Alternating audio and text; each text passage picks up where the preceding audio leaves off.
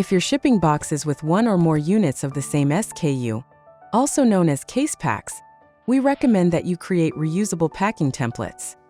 These templates can be used for future shipments. You won't have to re-enter packing details every time you ship that SKU. Start by opening up the Send to Amazon workflow. Click the Packing Details drop-down menu in Step 1 and select Create New Packing Template. Units per box is the number of sellable units in each box. If, for example, you always get case packs from your supplier with 10 sellable units per box, you would enter 10 here.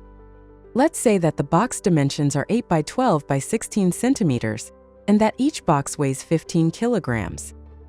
Next, enter information about the prep and labeling for each unit. If Amazon has stored the prep type for this SKU, it will appear here automatically. Otherwise, choose the prep category that applies to the SKU from the drop-down menu. If no additional prep is required, select No Prep Needed. Now tell us whether you want to prep each unit yourself or use the FBA prep service to have Amazon do it for a per unit fee. Note that the fee varies depending on several factors. The same goes for labeling. In this example, because you or your supplier do all the required prep and labeling, you select Seller for the Who Preps Units field. Now back to the packing template name that we left blank earlier. If you have multiple manufacturers or suppliers, each of which packs differently, you might want to create multiple case pack templates for that SKU. You can create up to 3 case pack templates for each of your SKUs. Make sure to name each template so they're easy to tell apart.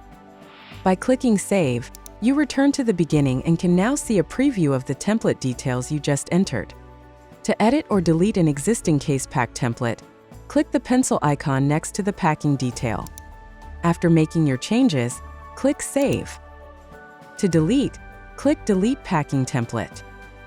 Want to learn more about sending your inventory to Amazon? Search Send to Amazon in Seller University.